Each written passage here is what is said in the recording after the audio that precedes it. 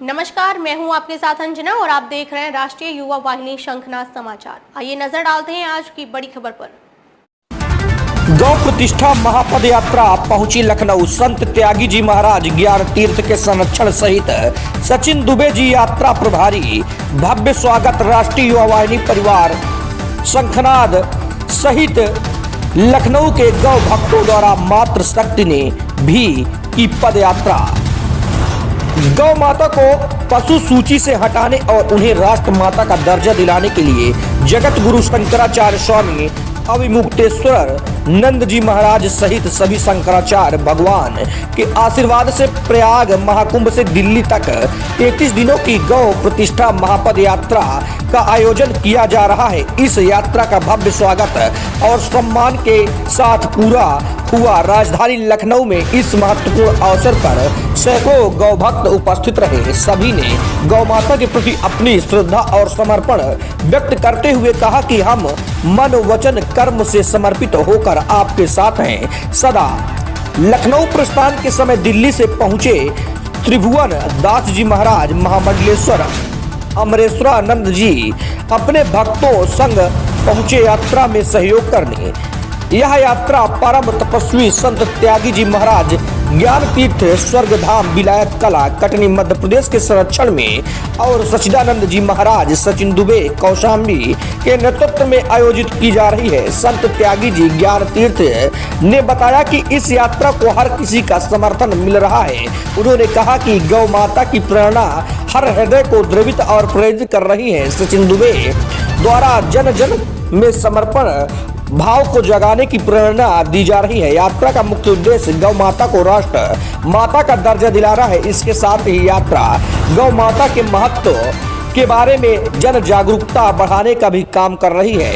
यह यात्रा 33 दिनों में दिल्ली पहुंचेगी, जहां गौ भक्तों द्वारा एक विशाल सभा का आयोजन किया जाएगा। इस सभा में गौ माता को राष्ट्र माता घोषित करने की मांग को और मजबूती से उठाया जाएगा। RYV शंखनाद न्यूज ब्यूरो लखनऊ में युवा टीम अपने पूरे तन मन से लगी हुई है और महाराज जी का कहने का तात्पर्य ये है कि जितने हमारे भारत के युवा पीढ़ी और हमारे जितने भी गौ सेवक हैं और सनातनी हैं, उन सभी को आपके साथ में आकर के बढ़ चढ़ के हिस्सा लेना चाहिए और इस यात्रा को दिल्ली तक सफल बनाने के लिए आप सभी दिल्ली में एक स्थान पे उपस्थित होकर के और उनका सहयोग करें और साथ करें। शंख ध्वनि भी साथ में बज रही है। बोलो गौ माता की जय हो, भारत माता की जय, गौ माता की जय,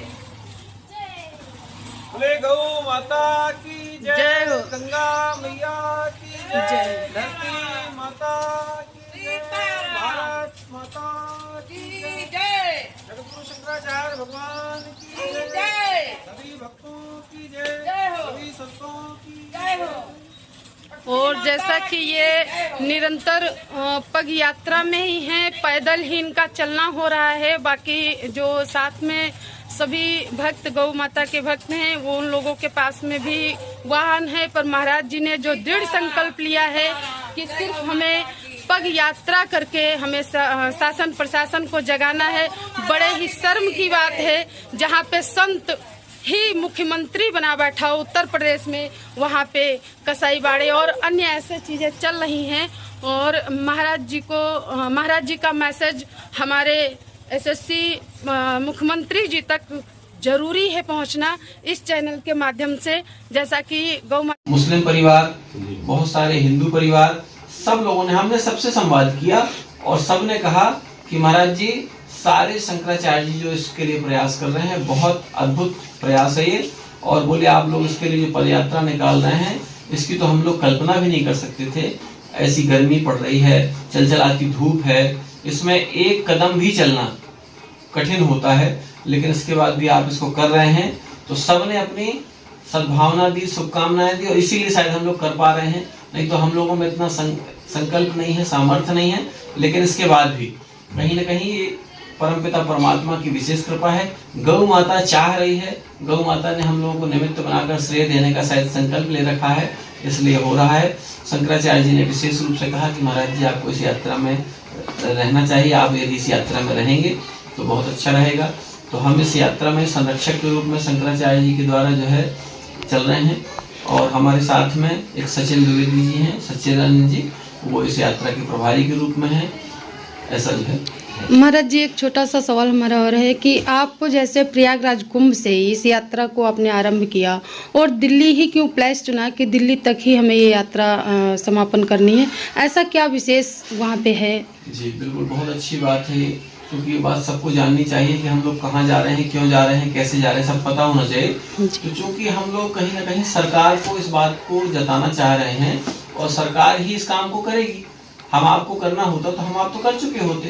तो दिल्ली जाने का मात्र यही कारण है कि सरकार को हम उस दिन जो है 17 मार्च को जब पहुंचेंगे 33 दिन की यात्रा के बाद में, तो सरकार के पास में सारे गौ भक्त इकट्ठे होने वाले हैं और सरकार को एक जन चेतना के हिसाब से चेतावनी भी रहेगी कि भैया आप यदि इस काम को कर रहे हैं तो बहुत अच्छी बात है, यदि आप इस काम को नहीं कर पा रहे हैं तो बता दीजिए हम नहीं कर सकते हैं, तो हम लोग कोई दूसरा मार्ग तैयार करेंगे।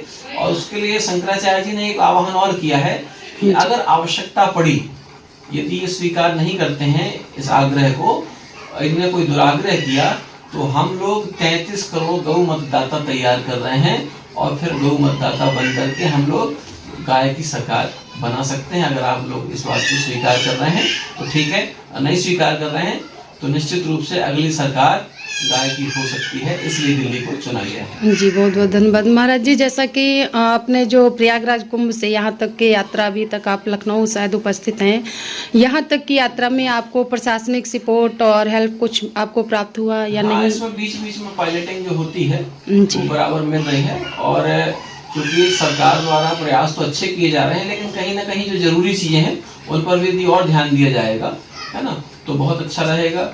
असुविधाएं तो होती हैं क्योंकि यात्रा का मतलब ही कष्ट होता है। अगर हम लोग कष्ट को देखेंगे तो फिर यात्रा नहीं कर पाएंगे, और जिस तरह की कष्ट की स्थिति आती है इसको शब्दों में बता पाना तो बहुत कठिन है, क्योंकि जब कहते हैं ना कि जाके पैर न फटी बीमारी सो कह जाने पीर पड़ा। जिसने इस काम को किया होगा, जिसने इस संकल्प को समझा होगा, देखा होगा, वो जानता है कि वास्तव में हम लोग रात में 12 बज जाता है, कई बार 1 बज जाता है। हमारे साथ में जो टीम रहती है बहुत समर्पित टीम है, लेकिन इसके बाद भी पता चला 1 बजे भोजन कर रहे हैं, 2 बजे भोजन कर रहे हैं, रात में दिन को भोजन नहीं कर पा रहे हैं, ऐसे ऐसे लोग हैं। तो निश्चित रूप से कष्ट तो है, लेकिन कहते हैं कि कष्ट का ही आनंद होता है और आनंद का भी कष्ट होता है। इसलिए निश्चित रूप से हम लोग चूंकि संकल्पित हैं, गौ माता ने हम लोगों को चुना है, तो गौ माता ने जब हम लोगों को चुन लिया है तो अब हम लोगों का कष्ट कुछ भी, कोई कष्ट नहीं है। गौ माता अपने स्थान को प्राप्त करेगी और ये गौ माता ही करेगी। हम लोग अगर सोचें कि हम लोग कर रहे हैं। फिर होगी आपसे मुलाकात ऐसी ही एक बड़ी खबर के साथ। तब तक के लिए नमस्कार और देखते रहिए राष्ट्रीय युवा वाहिनी शंखनाद समाचार।